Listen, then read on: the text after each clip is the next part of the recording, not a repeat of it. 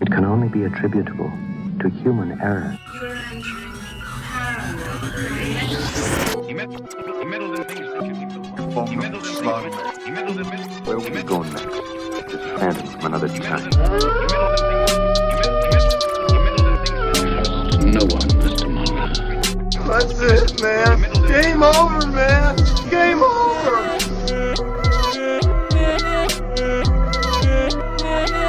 That is one big pile of shit. Hi, I'm Alex Kaiju. To my left, Jasmine with and across, Eli Watson. and off to the side, Stephen Myers. and we are Cryptid Campfire. Hey everybody, it's 2020.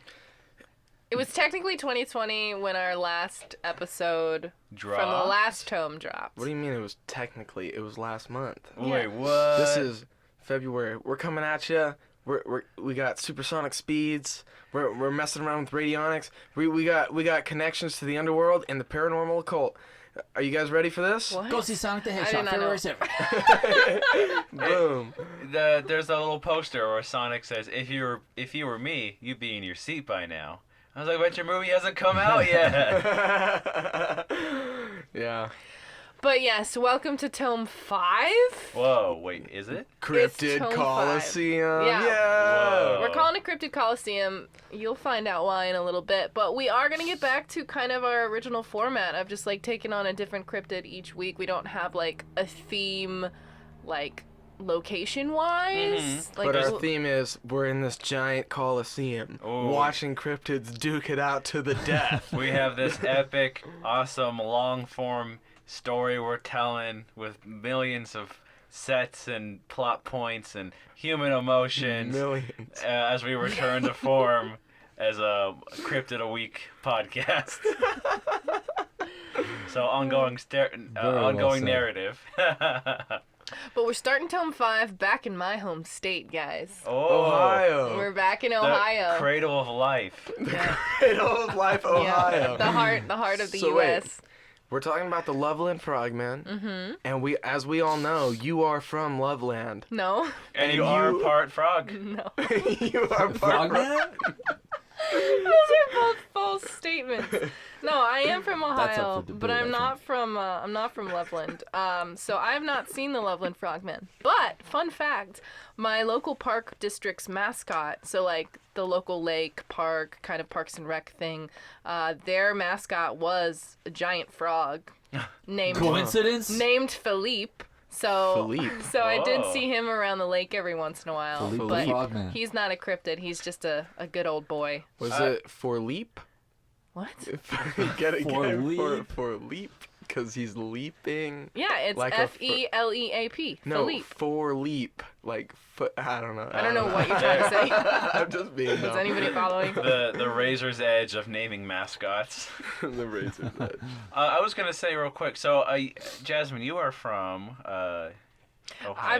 I've never technically said the city that I'm from Okay. because Oops. I like to keep some Okay, things okay. private. But when you were living in Ohio, is Loveland like a near or far away Well, area? Or Loveland is that, like, a is weird- just north of Cincinnati, so it's down Okay. towards the bottom of the state, so not near me. Okay. Yeah. Guess not what near I'm me. doing later this year, guys? Going to Cincinnati? Loveland. Oh. I'm gonna go see the Loveland Frogman. And Are you really? tell him you love him. No, I'm gonna bring Toby along. I'm gonna be like, take him, please. So even though Philippe is not technically the Loveland Frogman, he does look You have similar. seen a humanoid frog I have in seen Ohio. a humanoid frog. A frog the size of a human, yes. I don't know if he's supposed to be that big or if he's just that big for the sake of being present at events. Because in illustrations, I think he might be the size of like a normal frog, but I don't really know. Oh, interesting. But We should yeah, definitely look into that. Yeah, I think we. Go I think deeper. That's, yeah. but yeah, the Loveland Frogman is bipedal frogman. It's pretty basic when it comes to that, but there have been some discrepancies in the description as well. It's kind of like in the name, I guess. It's a frog man. Yeah, Walking around on 2 usually legs. he's 3 to 4 feet tall, between 50 and 75 pounds. But there's descriptions that describe him more as like a toad or a lizard or even an extraterrestrial, which Well, we my can get ex-wife. into. Oh no! Whoa. 2020, we're going in deep for Cryptid Campfire. So he has either. Disregard that. The funny thing is, we're gendering this as a frog man, but how do we know it's not a frog lady? Well, isn't it frog men? Technically? It could be, because there are times where it's said to have smooth, slimy skin, or rough, leathery skin, or It's even like scales. right? Well, So, I thought like- it was frog men because there's multiple. Yeah, well, that's what I'm saying. Like it can, because there's multiple descriptions. There's might be multiple creatures. Frog Like it's a people. species. Can we please? Frog people. Yeah. Alright, frog alright, people. for sure. Tastes like Frog frog, act like people.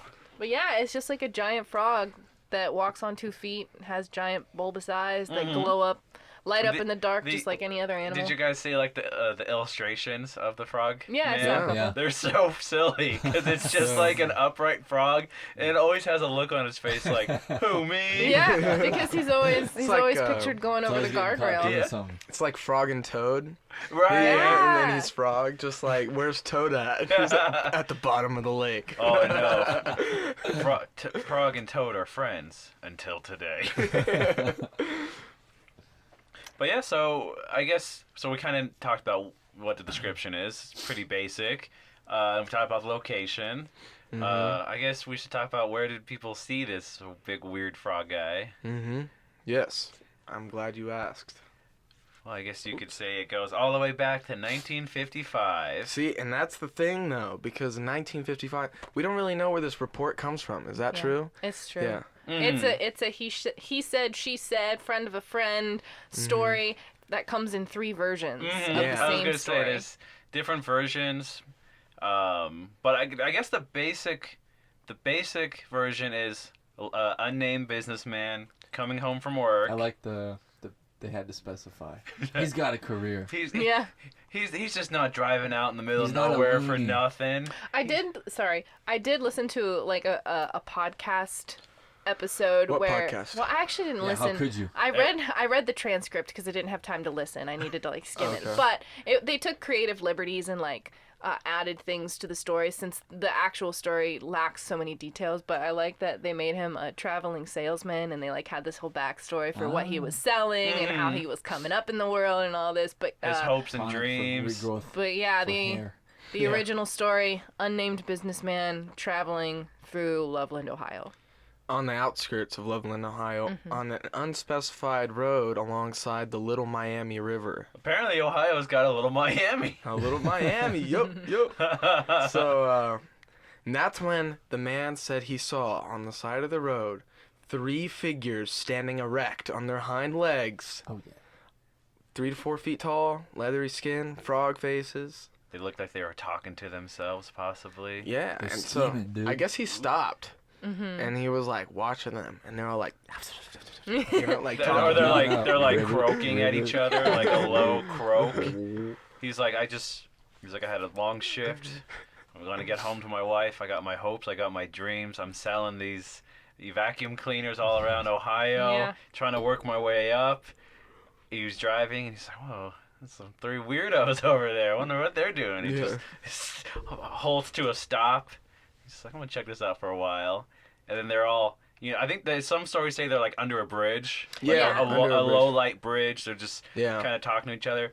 And then one of them grabs out a stick Yeah, and or stick. wand, Yeah. Sparks, casts baby. a spell straight out of Harry Potter. Sparks start flying everywhere. Homie bumped out. And he's just like, whoa, no, thank you. Yeah, so the 3 versions of the story are he just sees them on the side of the road, he sees them on a bridge, he sees them under a bridge. But again, the bridge is never specified. There's so many bridges Well, and maybe- side roads. Can I Listen to posit a review, theory? The 3 of them were in the back seat. Oh my god. Yeah, maybe he was driving across the bridge, Across the bridge. Mm. Yeah. and he saw them underneath Under the the bridge. I mean, maybe. Therefore, they are on the side of the road. He's on a bridge, and they're under the bridge. All 3 in All one, 3, all guys. in one. And you But- could see the reflections on the river. We all win. But all yeah, win. the reason that he fled the scene was because of the cylindrical metal thing that took out and started emitting They light. cast a Patronus. That was a big frog. Now this is where this is where people debate what type of like creature this is. Like, is it a cryptid versus an extraterrestrial? Because, you know, their description and their climate and where they live and everything makes you think that they're like a native species. You know, they're these frog type of creatures living near a river. Like a big giant frog, you know. But once they pull out this wand thing that, you know, could be a weapon, could not be, we don't know. The man wasn't necessarily attacked. He just ran away because he saw this thing and felt threatened. So people think that the presence of this wand or tool or whatever it is makes them more intelligent than just being like creatures from our world. Like, they're extraterrestrial. Like, they have the technology to make that stuff. Frog wizards. I was gonna say, because never before have we had a cryptid that's just like, it's a weird, possibly big-sized version of an animal, something that's recognizable, and then all of a sudden, they got wizard powers. Yeah, dude. And they, like, live inside the trees. I mean, it's crazy. And what if they were, like, casting a spell or something, and they're like, you know, we're gonna make sure that there's a increase of flies in the general area so we can, you know, eat a little better. Eat, dude. Yeah. Straight out of Diagon Alley. I mean, there's that sighting, but then there's also, as the Cryptids Wiki article states, this tale would be fascinating if it ended there. But... Does it not? But the two most significant encounters in this case, and indeed 2 of the most significant encounters in the annals of cryptozoology, were yet to come. Say annals? Annals. Annals. Yeah. And analysis. No, and go check out the Cryptids Wiki article. It says that. That's a direct quote. There's some... What? One of the sources that I feel like I've gone to a lot, I think it might be that one. No, maybe not. I think it's like Cryptids fandom wiki? or Yeah, something. but that's the same thing. It's so bad. It is terrible. It's not accurate at all. I've No. stopped looking at it. Like, I started looking at it for entertainment purposes at the beginning, and I was like, okay. But then you cross-check it with all the other sources. And none of it's true. None of what they say on that website is true. It's all fake. A Wikipedia-type website lying to me? But it is true that 2 more sightings did happen that were really significant in the year of 1972. What? No, I'm joking. It was the rockin' 70s. Everyone was wearing bell-bottom pants. Godfather Disco just was came out, alive. Godfather just came out. People are like, we'll never look at a fat guy eating oranges again the same way. I don't know what month The Godfather came out. So it takes us to 1 a.m. on March 3rd, 1972. Officer Ray Shockey was en route to Loveland via Riverside Road when he saw what he thought was a dog on the side of the road. Hey, that's like But- that if you could isolate that and just put that against like a little guitar riff going, that sounds like a Yeah. folk I like song. the diction. So he's like seeing this thing along the side of the road. Then it stood up, eyes illuminated by the car lights, boring into the soul of the officer Shockey. Oh. It then turned, leaping over the guardrail. Shockey was just able to see it disappear into the Little Miami River, its piercing, incandescent gaze watching him as it disappeared below the dark surface. Ooh, menacing. Can you imagine something just jumping and looking at you while it fades from view? It even does the classic. It puts the 2 fingers to its eyes and like points at him. I'm watching you. I would like to say that I did a lot of that. I added all those little details. I was gonna say It's a nice retelling. Yeah. Into his soul. Into his soul. So Especially because the guy's name is Shockey, Shockey. played by Don Knotts. Yeah, but I guess so. It saw him, stood up, and it went over the guardrail. Mm-hmm. Kind of Yeah. clumsily too. Kinda I think you said, clumsily, right? It and kind of then, like threw slid- itself over. Yeah, and like kind of like slid down this little hill into the river. Yeah. So like, What if it like tumbled? Like it was just kinda, like that's how I pictured Did it. cartwheels down the hill. yeah, just the kinda, like, rolled. good. Yeah. But they went back later to the spot where the sighting had occurred because he left and he went and he told his fellow officers about it, and they came back to the spot, and on the guardrail supposedly there were like markings of where the creature had climbed over the guardrail. Yeah. I didn't find any photographic evidence of that, but that's what all the stories claim. Yeah. So I thought I found scrape marks leading down that little hill that I was just over the guardrail, but I mean I'm sure some of its ooze had been Ew. left on there. It's magic ooze. It But- left like little magic ruins scratched into the guardrail. Yeah, but that kind of takes us to the next sighting, right? 2 weeks later, right? March 17th, yeah. 1972, St. Patty's Day. Oh. Turns out it was a leprechaun the whole time. So yeah, oh yeah, did we get the name of the guy that came back with Shockey?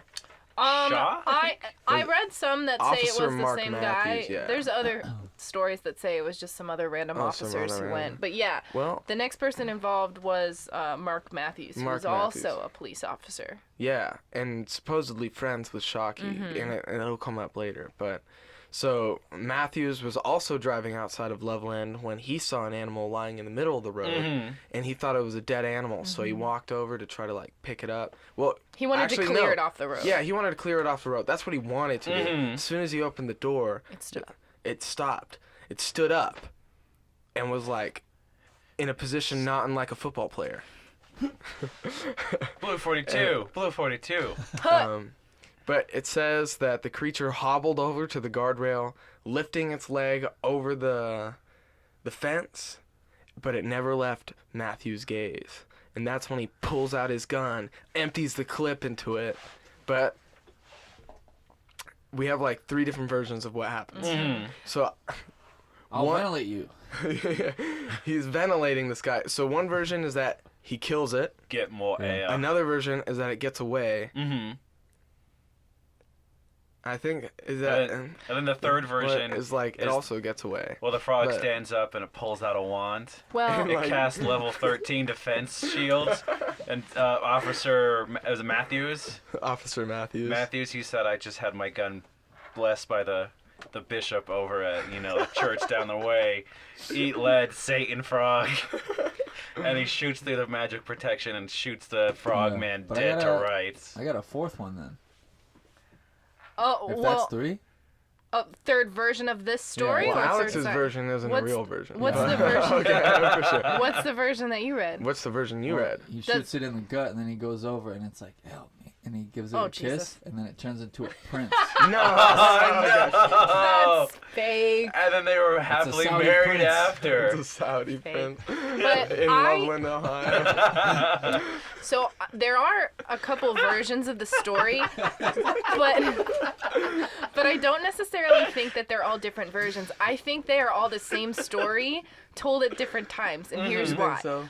I think we need to put a pin in this story for a minute so that we Right, can right. talk about the next thing that happened in 2016. So the way that Yeah. I pieced it together is he shot at it and he missed and it got Okay. away. So let's say that that's what happened. He Okay. missed it and it got away. All right. Fast forward all the way to 2016, the Loveland Frogman is back in the news because, what's his name? Yeah, Let me so- see.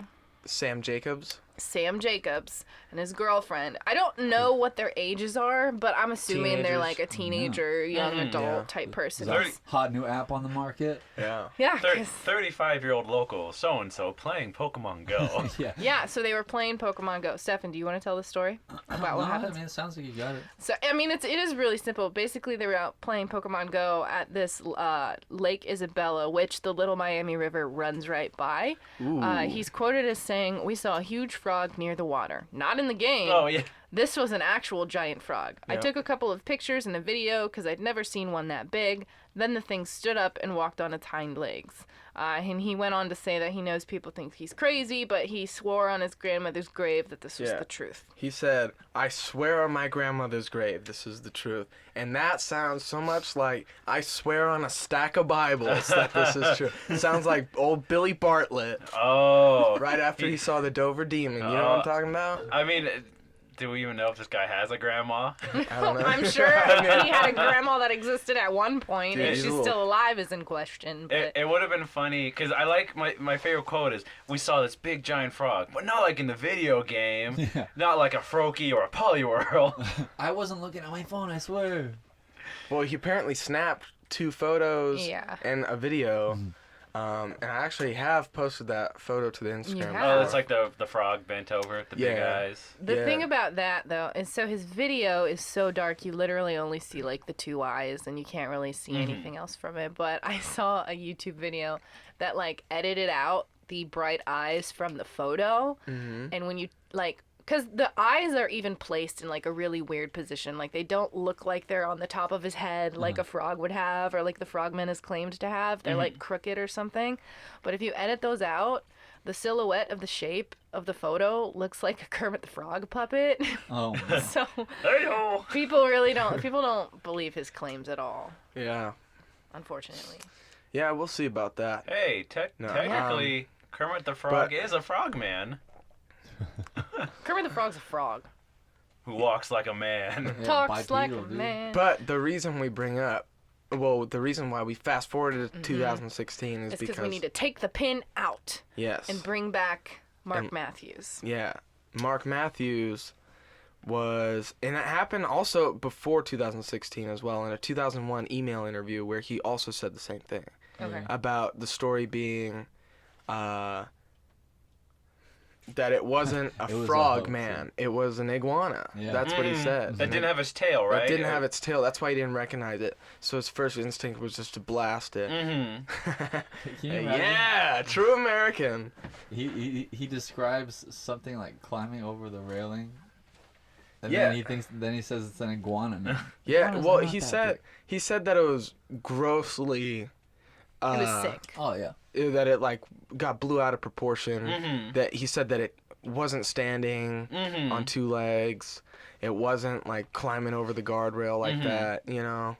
But yeah, So he seems to come clean and say that it was not, a cryptid. It was an iguana that was like 3 to 3.5 feet long. He didn't miss the shot. He did shoot the iguana, and he did take the creature to Shockey to confirm that that was what he had seen, and he had apparently agreed. yeah. So they both apparently, between the two of them, agreed that this is what they had seen and that, it was just an iguana.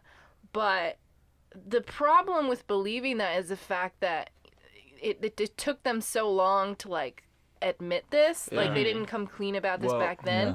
And there was also a sketch done. Like, they Yeah. had agreed, like, they had someone make a sketch of what they saw, and they agreed, yeah, that's what we saw. And the sketch is literally, like, a bipedal frog walking. Yeah. So it's That's like, the guy. I mean, okay, so there's like two things on that I have then. So that was the first story that I read. The first version I read was that he shot it, killed it, stuffed it in the trunk, came to Shockey to show him, which is why I think he was the guy who came back with Shockey that night. Mm-hmm. yeah. Because then this story like makes absolute sense. Like he's like, bro, did you see this? Like, is this the thing you saw? And that's when they found out it was an iguana. Which, by the way, why would there be an iguana out there? And they think it's... I mean, that's a crazy story in of itself. Yeah. Just Yeah. the police officers just like shot an iguana. But they figured it was someone's pet that either got loose or was Which is released. messed up. He just blew that thing up. Yeah, but they think it'd been living near the pipes that released water that was used for cooling the ovens in the boot factory that was nearby. Oh yeah, it's like that weird boot factory. Yeah. And he said the thing was half dead anyways when I shot it, which is also so, like, inconsiderate. Wow. But yeah. Dang. I can see But- why they would want to keep that secret. Yeah, probably. But I also got that in the version I guess he told to the news reporter, what he was saying was that that they cut out the part where he said he discovered it was an iguana. Yeah, he said that he had told the entire account to the author of a book about urban legends, but the author chose to omit the part that confirmed that the creature was just an iguana. Sneaky. Yeah. So Fake there's a lot news. of miscommunication and deception about this story. But then, you have that picture. Why would they agree to the picture? Exactly. The sketch. Unless sketch. they gained some sort of fame from this. Yeah. Like, They were getting free beers down at the local cop bar. Yeah, I like, saw hey, that you're the frog guy thing. that shot the frog guys. You get beers for the rest of your lives, guys. yeah. Or beers until 2016, and what's the point? I cut you off, and they're like, all right, everyone, it was a iguana the entire time. Yeah. Maybe his eyes didn't work right. And if the station knew that, they would have let him go. Yeah. But I read a He needed to support the family. I read a Skeptoid article that tried to, like, debunk or figure out if these stories really happened. And so Ryan Haupt, I don't know how to pronounce his last name. It's Haupt.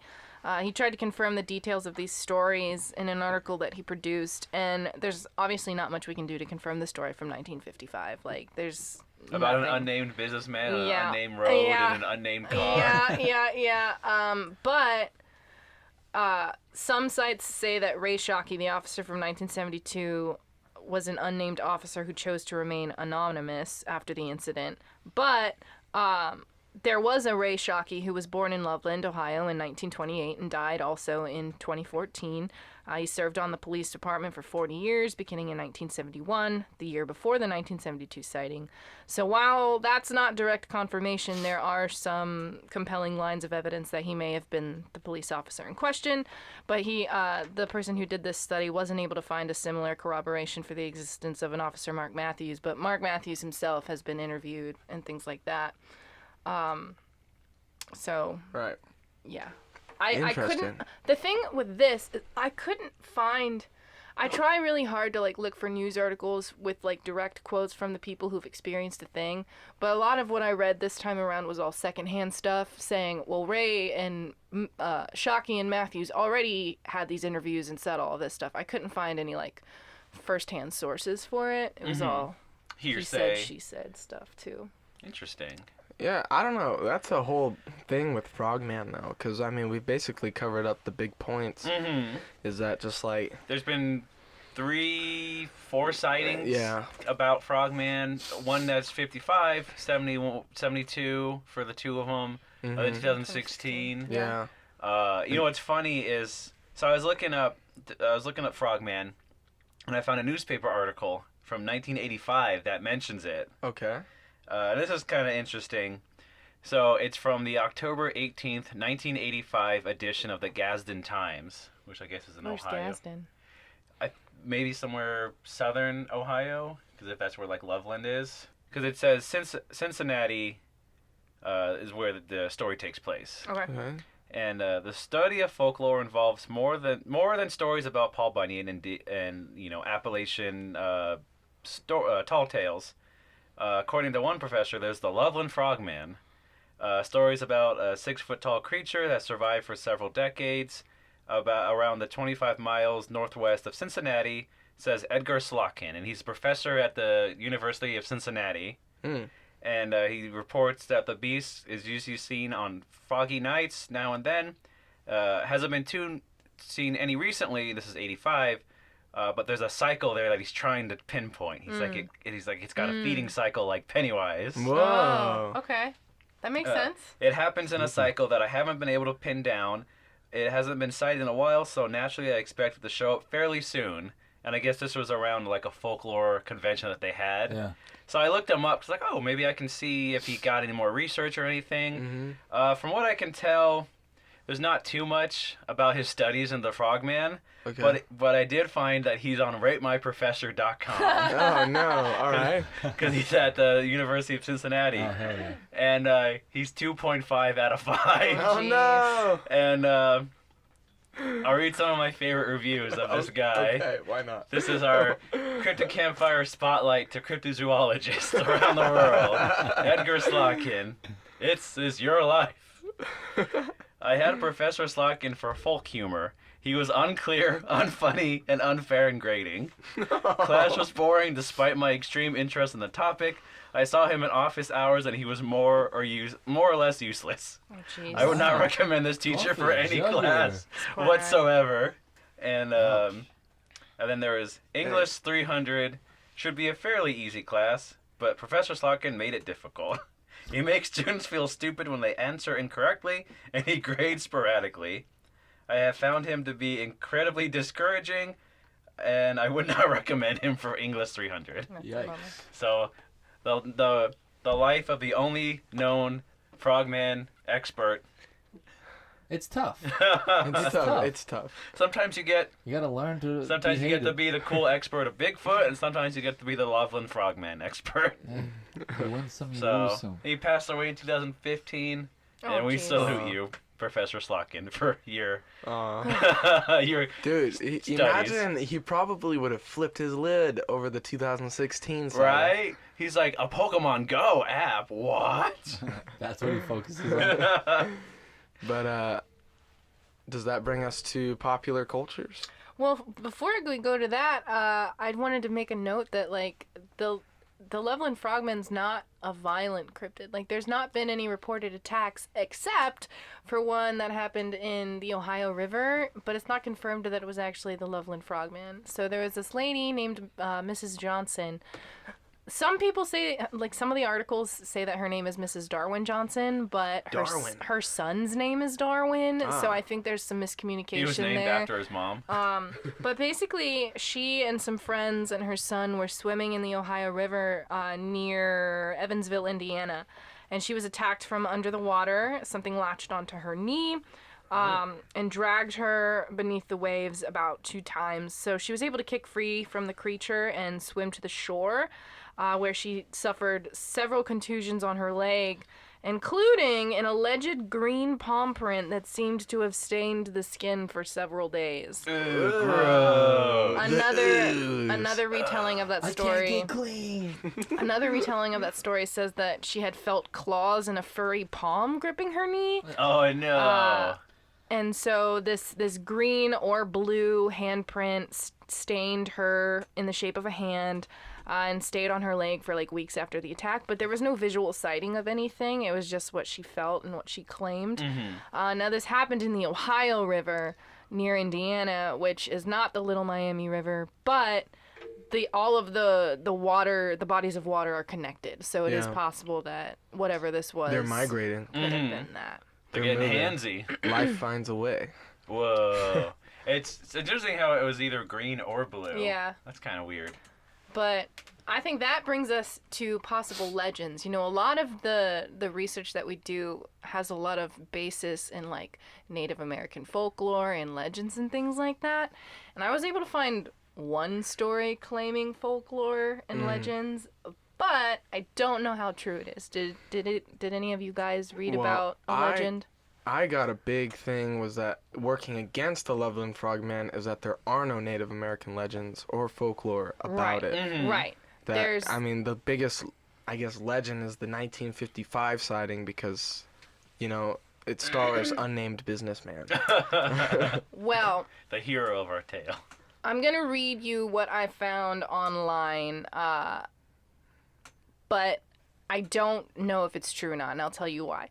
So apparently the Native American population was familiar with a creature or creatures that they called the Shana. The creature was described as being a large reptile that could walk on 2 legs, lived specifically along the banks of the Little Miami River, which is oddly specific and relevant and convenient. It said that the creature threatened the indigenous tribes until they sent their greatest warriors to confront the demon. After the fray was decided, the Shana is said to have gone into hiding. When the Native Americans were driven from the territory by encroaching settlers, they claimed to have returned to the riverbanks. So this particular aquatic legend is supposed to be attributed to both the Shawnee and the Twi'twi tribes. And then there's another, I read a book online. It was like, you know how you can go to Google and kind of read books out of PDFs and whatever. There's another book that explains this whole story here, claiming, you know, about the tribes and this river monster thing. So this is what this book says. The book is called It Came from Ohio, True Tales of the Weird, Wild, and Unexplained. The exact dates are kind of sketchy, but sometime around 1696, a group of French missionaries befriended a tribe of Indians who lived along the wide muddy rivers in what is now southwestern Ohio. This tribe was believed to be a part of the Miami culture, but were known as the Twi'twi by the Delaware people. The Twi'twis warned the Frenchmen about the river demon that lived in the Little Miami. They called it the Shana. I still can't get it out. The Shana was a human-like creature with no nose and wrinkled skin. A hunting party had once spotted it while returning to their village. One warrior shot an arrow with it, but it only jumped back into the river and disappeared. They believed that the creature could never be killed, but the story of the creature was forgotten long ago. Even the legend of the Loveland Frog has faded in time, and it goes on to talk about things like that. But Whoa. the reason that this doesn't really make any sense and isn't really considered to be true is because the only time that that story shows up is when people are trying to prove the existence of the Loveland Frogman. Justify its classification as a cryptid. Yeah, it's never a part of like the actual folklore of the people. Their folklore does include water-based mythological entities like water spirits, water serpents, and things like that. But none of the native words come close to the name for this creature. In translating the word, it doesn't mean river demon at all. And so I don't know where this story came from or who decided to try and write this false legend. It was a named intern at whatever publishing house. But people do like to quote it when they're trying to educate people about the Loveland Frogman. He's really cool, guys, we swear. Yeah, I like the Frogman. I mean, you know, He's a good guy. he's just doing the best he can. He's just chilling. He's not bothering anybody. He's vibing with his wizard friends. But if we're going to transition into pop culture, I did read an interesting point from an article that mentions the film The Creature from the Black Lagoon came out in 1954. Yeah. So that was the year prior to the initial sighting. So just like UFO sightings tend to go up whenever a movie yeah. about space or aliens comes out, it's reasonable to expect an increase in sightings of aquatic reptilian monsters when a movie about them comes out. No, So- yeah. My grandpa's from El Salvador. Sorry, this is a little off topic, but he saw The Creature from the Black Lagoon when it came out. He was 9 years old when it came out. Whoa. And like he would go fishing out in the jungle just like that. I mean, just out there in the jungle, and he said it just scared him to death just thinking about like the creature from the Black Lagoon just swimming there. Yeah. But Officer Shockey, who grew up in Loveland, would have been 27 when the creature was first spotted in 1955. And so the idea of frogmen living in and along the Little Miami River would have been a part of his cultural consciousness when driving down that dark road as a rookie police officer in 1972. Would it have, though? Because what I got is that 1955 sighting was only brought up in 1972. Interesting. So, like, it's very possible he saw that movie, was a little scared by it, saw an iguana, blew it out of made the proportion, connection. you know, and then, like, Old Shockey does it again. oh, shocky. Yeah, I have nothing on this. Nothing on No. pop culture? Oh, No. well, I mean, there's Yeah. not a lot of pop culture. It's basically just the local stuff. Like, in Loveland, they've adopted the story and they've, like, taken it under their wing like most places do, and they use it for not necessarily tourism, but just kind of local stuff. Like, they have a race. They have a 5K called the Frogman. Oh, sick. When are they and- having their little rave called the Frogman? Called the Frogmen, and you can all, like, get little hats. Or and it's just, like like, Burning Frogman. Burning Frogman. I got one though. Oh, yeah? Yeah. Ooh, lay it on There's us. a musical that they Oh, did yeah. in 2014. Did you look at the website? No, I didn't. It's called Hot Damn It's the Loveland Frog. And then the little subtitle, A Bluegrass Musical. Whoa, that sounds Sounds okay, dope. though. That's I'm right up gonna my read it alley, if that's actually. okay. Yeah. It says, something is lurking in Loveland, the sweetheart of Ohio, where the disappearance of a strange old man has rekindled the hysteria surrounding America's most alluring cryptozoological phenomenon, the Loveland Frog. Join Luke Honeywell and a smoking bluegrass band on a riotous adventure with maniacal moonshiners, crooked cops, and the last Twaiti Indian as they rescue Peepaw from the wondrous and elusive Loveland Frog. Whoa, that sounds awesome. Yeah, I read an interview with the, I think, writer. Yeah, the playwright. Who is this man? His name is, well, there's two. So Cincinnati, oh my God. Cincinnati area actors and playwrights Joshua Steele and Mike Hall were interviewed about their play and provided additional details, which I hadn't read about in other sources, so they may have taken like the creative liberties with the playwright. Sure.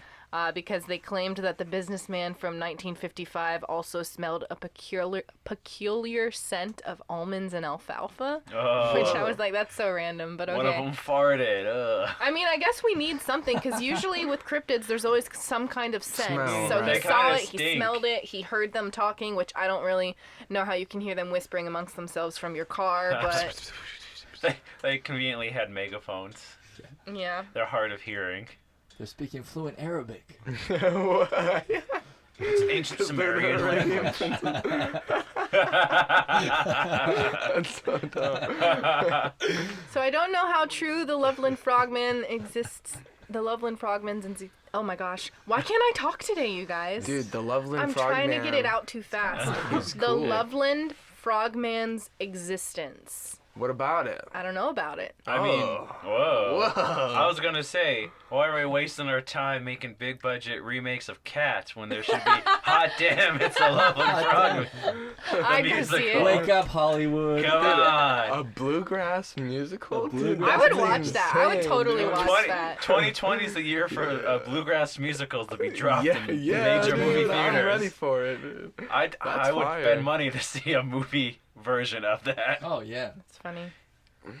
But if we were to place... Ooh, I want Russell Crowe to sing in it too. Russell Crowe. Oh, you lovely frog. So I guess going along with the name of the tome, Cryptid Yeah. Coliseum, If we're going to throw him in the ring, who are we putting Ooh. up against? we're gonna throw them together with Quien, which is a hint This in was- and of itself, I guess. Alex had a really... He's got info on this. Yes, He yeah. knows who the perfect match for the Loveland All Frogman right, is. everybody. So picture it. We're in a giant Roman Colosseum. There's a bunch of bug people from Attack of the Clones. They're all like hanging out watching. The one door, the gate opens up, and out hops the frog, the Loveland Frogman. He adjusts to the sunlight a little bit. He's more of a nocturnal creature. But he's got his wand ready, Yeah. and he stands there on the battlefield, and the other gate opens slowly. The roar of the crowd just is maddening. The bug people are going crazy. Genosha is on fire. And then, out of the shadows, comes out the two-legged, goat-sucking monster that is the Chupacabra. And so we have it. The Frogman, possible wizard. He's got confirmed magic skills. He can survive arrow shots, but not gunshots that we are aware of. He is old school magic in a modern world, up against what could possibly be a genetic experimentation by extraterrestrials. We think the Chupacabra could be a chimera, an attack dog made by the Greys, taking different DNA from all the creatures, making a chimera that is the Chupacabra. So we have old world magic versus outer space technology. Yeah. So who This is wins? awesome, dude. And so they start running towards each other. The Frogman Leaps. leaps. Oh! He puts his wand in the air, and the Chupacabra brings out the spikes from On its his back back? because it's got porcupine DNA in That's it, right. possibly, if not Yes. some kind of canine. They jump at each other, and the screen goes to black. Oh, jeez. So we don't get to know who wins? And we ask you, Oh, no. who do you think won? Oh, man. That was That's- amazing. That's a good question to open up to the listeners, though, for us to not decide yeah. and see who they think would win. Yeah. That's awesome. Let us know who you think would win. Yeah, go to Cryptid Fact 110. No. Comment that. Shouldn't we? We should, make a post, though. Like, whenever the new episode Oh, comes yeah. out, Oh, we should yeah. make a post. I'll do that then. So Don't it go should to be on- Cryptid Fact 110. It Post a should photo be- of Alex like in a praying position. There should be a post that comes out with every new episode where people can go vote. That'd be fun. Oh yeah. Yeah, it would be. And state your reason why. Who do Yeah. you Yeah. think would win? Yeah. But that's the Loveland Frogman, guys. Yeah. That's the Hot that, damn, it's the love. Right? Hot damn, it's the start of Cryptid Coliseum. Yes! Let's go, Tome 5! All right, homies. So if I want to find you on the internet, Alex. If you wanted to find me, I have Instagram and Twitter at AlexDaikaiju. That's Alex, DAIKAIJU. Check out my Instagram. I'll be posting a bunch of new cryptid-related artwork for the new year. And what about yourself? You can find me on Instagram and Twitter as well. My username is the same on both. It's Jasmine Maywith, JasmineMaewith. And one of the things I want to start doing at the end of every episode for myself, I want to let everyone know where my sources came from this time around. Because I know in the past I'm always like, I don't know where I read this, or I can't remember where it came from. But just so that you guys know, my research today came from YouTube user Nurchin, WCPO Cincinnati News, Weird US, Snopes, Week in Weird, Skeptoid, The Singular Fortean Society, and Cincinnati.com. Oh, shout out to Singular Fortean Society. Ooh. We're going to actually have an interview with Tobias Weiland pretty soon. Oh, yeah. Within the next couple of weeks. So, they're friends of ours. Stefan. Yeah, you. I'm on Instagram at Myers Stefan. That's MYERSSTEFFEN. And what else? Just the one. That's it. The one man, Don't one hound social me, media dude. account. I need to obsess over I you. got a Facebook. Don't touch it. Don't even look at it.